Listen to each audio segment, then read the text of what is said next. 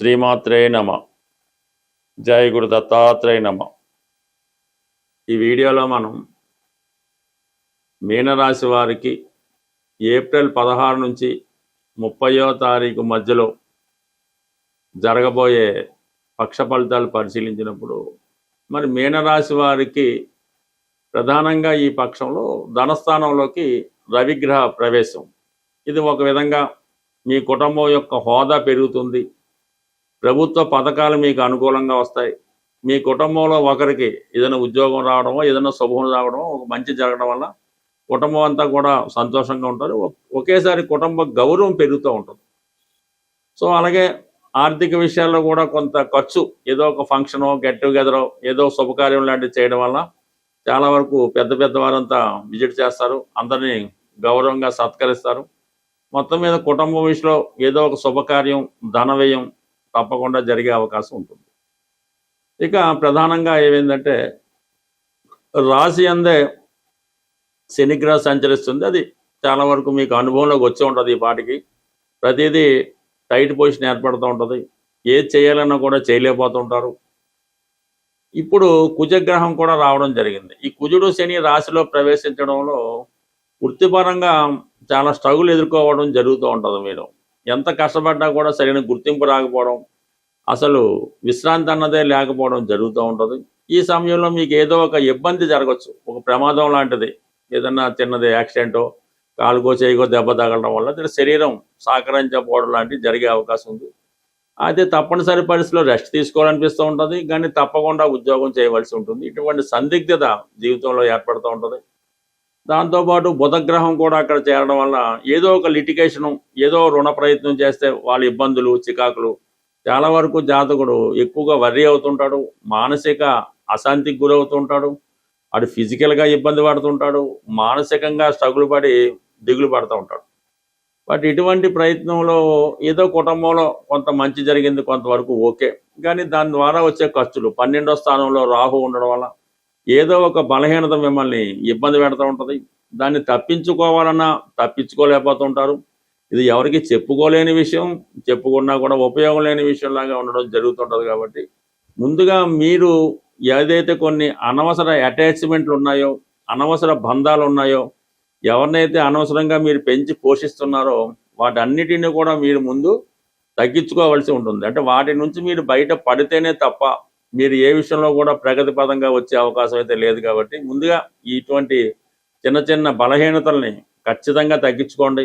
ఎటువంటి మొగమాటం లేకుండా ఉంటేనే ఫ్యూచర్లో కొంతకాలం పాటు మీరు ఇంకా ముందుకెళ్ళే అవకాశం ఉంటుంది. కాబట్టి ముందే తగ్గించుకుంటే ఆటోమేటిక్గా మీలో శక్తి అదే పుంజుకుంటూ ఉంటుంది, మీది మీకు సరిపోయే విధంగా ఉంటుంది. దానికి కుటుంబ సభ్యులు కూడా సహకరిస్తారు. కాబట్టి చాలా వరకు మీ బలహీనతల్ని తగ్గించుకోండి. వేస్ట్గా ఎవరినైతే పెంచి పోషిస్తున్నారో వాళ్ళని తగ్గించుకోండి. మీకు ఉన్నటువంటి దాంతో మీరు సరిపెట్టుకుంటే కొంతవరకు నెమ్మదిగా మళ్ళీ మీరు పాత పొజిషన్కి రావడం జరుగుతూ ఉంటుంది. ఇక ప్రధానంగా గురువు ఎటు 4వ స్థాన సంచారం జరుగుతుంది. దానివల్ల ఏంటంటే ఇక్కడ దొరకని మనశ్శాంతి వేరొక చోట దొరుకుతుందని ప్రయత్నం చేస్తూ ఉంటారు. అయితే అక్కడ కూడా ఆ విధంగానే ఉండే సూచనలు కనబడుతూ ఉంటాయి.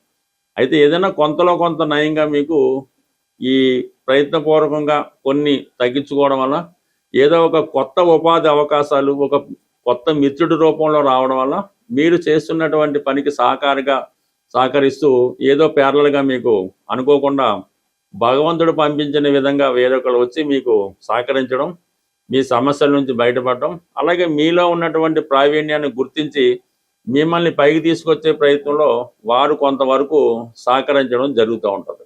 అది కామన్గా మీ యొక్క ప్రయత్నం బట్టి, మీరు వెళ్ళే ప్రదేశాన్ని బట్టి కూడా ఉండే అవకాశం ఉంది. కాబట్టి అటువంటి వ్యక్తి కోసం మీరు ఒక మంచి ప్రయత్నం చేయడం వల్ల జీవితంలో మీకు ఒక మంచి స్నేహితుడు లభించి ఈ సమయంలో ఆ సమస్యల నుంచి బయటపడడం జరుగుతూ ఉంటుంది. ఇక శుక్రుడు కూడా ప్రస్తుతం ధనస్థానంలో ఉంటూ మరి ఏదో ఒక ఇబ్బందులు స్త్రీల వల్ల వస్తూ ఉంటాయి. ఈ 19వ తారీఖు నుంచి శుక్రుడు 3వ స్థానంలోకి వెళ్ళడం వల్ల ఇటువంటి కొత్త పరిచయం ఒకటి ఏర్పడడం జరుగుతుంది. ఆ పరిచయం వల్ల మీకు వాటి వృత్తిపరంగా సహకరిస్తారు, ఆర్థిక పరంగా సహకరిస్తారు. మీలో ఉన్నటువంటి బలహీనతల నుంచి బయటపడే విధంగా వారు మిమ్మల్ని సహకరించే అవకాశం ఉంది. కాబట్టి బట్ ఏదైనా మీ జీవితంలో మరొక కొత్త వ్యక్తి ప్రవేశించి మీ జీవితాన్ని మార్చబోతున్నారు. ఆ ఎదిగే ప్రయత్నంలో మీరు కరెక్ట్గా ఎత్తకడం మంచిది తప్ప మళ్ళా రాంగ్ స్టెప్ వేస్తే మళ్ళీ ఇబ్బంది పడే సూచనలు ఉన్నాయి. బట్ ఏది ఏమైనా మీనరాశి వారు ఏ విషయంలో కూడా తొందరపడకుండా, చిన్న విషయాన్ని కూడా ఆవేశపడకుండా చాలా సహనంతో ఓర్పుతో వ్యవహరించడం వల్ల మీ జీవితం త్వరలో మంచి మార్పు రాబోతుంది. సాధారణంగా అన్ని అర్హతలు ఉండి కూడా మరి మీ కుటుంబంలో మీ ఇంట్లో మీ యొక్క పిల్లలకి వివాహం జరగడం లేదు, లేదు మంచి విద్య పూర్తయినా కూడా సరైనటువంటి ఉద్యోగం రావడం లేదు అని జరుగుతున్నప్పుడు మీరు నివసిస్తున్నటువంటి గృహం యొక్క వాస్తు కూడా మీ పిల్లల మీద, వారి యొక్క ఉద్యోగం మీద ప్రభావం చూపే అవకాశం ఉంటుంది. ప్రధానంగా మీ యొక్క గృహంలో తూర్పు భాగం సరైనటువంటి వాస్తు లేనప్పుడు, తూర్పు భాగంలో అంటే తూర్పు సరిహద్దు చేసి ఇల్లు కట్టి ఉన్న తూర్పు ఈ సింహద్వారం సరిగ్గా లేకపోయినా కంప్లీట్గా ఆ కుటుంబంలో యజమానికి మగపిల్లలకి తొందరగా ఏ ఉద్యోగం రాకపోవడం జరుగుతూ ఉంటుంది. అలాగే బయట కూడా పెద్దగా నేమ్ ఉండదు, ఆ వారాండి అని తేలిగ్గా భావంతో ఉంటారు. తూర్పు ఈశాన్యం వైపు ఏదైనా దోషం ఉన్నప్పుడు ఆ కుటుంబంలో ప్రథమ సంతానానికి ఇబ్బంది కలుగుతూ ఉంటుంది. అందరూ బాగుంటారు, పెద్ద అబ్బాయి మాత్రం ఎందుకు పనికిరాని వ్యక్తిగా ఉండడం జరుగుతూ ఉంటుంది. ఒకవేళ అతను ప్రయోజకుడై ఉంటే కంప్లీట్గా ఆ గృహాన్ని విడిచిపెట్టి ఏ విదేశంలోనో దూర ప్రాంతంలో ఉంటూ ఆ ఇంటితో పెద్దగా సంబంధం లేని విధంగా ఉంటాడు. ప్రస్తుతం ఈ వాస్తు 1985-86 ప్రాంతంలో వాస్తులో కొద్దిగా మార్పులు రావడం జరిగింది. అప్పుడు అందరూ కూడా తూర్పు ఈశాన్యం, పూర్తిగా తూర్పు ఈశాన్యంలో గుమ్మం పెట్టడం జరిగింది, లేదా ఉత్తర ఈశాన్యం గుమ్మం ఎక్కువగా కనబడుతూ ఉంటాయి. ఆ కుటుంబంలో పిల్లలందరూ కూడా ప్రస్తుతం విదేశంలో సెటిల్ అయి ఉండడం మీరు గమనించగలరు. సో ఈ విధంగా జరుగుతూ ఉంటుంది. అదే మీకు తూర్పు ఆగ్నేయ దోషం ఉన్నప్పుడు ఆడపిల్లల మీద ఎక్కువగా ప్రభావం చూపుతుంటుంది. ఆ కుటుంబంలో రెండో సంతానం మీద ప్రభావం చూపడం జరుగుతూ ఉంటుంది. అంటే చిన్నవాళ్ళు పెద్దవాళ్ళ మీద డామినేట్ చేయడం, అలాగే ఇంట్లో ఆడపిల్లలు పెళ్ళి అవ్వకపోవడం, ఈ విధంగా జరిగే అవకాశం ఉంది. సాధారణంగా భార్యాభర్తల మధ్య గ్యాప్ కూడా రావడం జరుగుతూ ఉంటుంది. ఇక ఎక్కువగా రుణాలు, అప్పులు పెరిగిపోతూ ఉంటాయి. ఆదాయం వస్తూ ఉంటుంది, ఏమైందో కనబడదు, ఖర్చులు పెరిగిపోతూ ఉంటాయి, అప్పు తీర్చలేకపోతూ ఉంటారు, ఈ అప్పు పెరిగిపోతూ ఉంటుంది.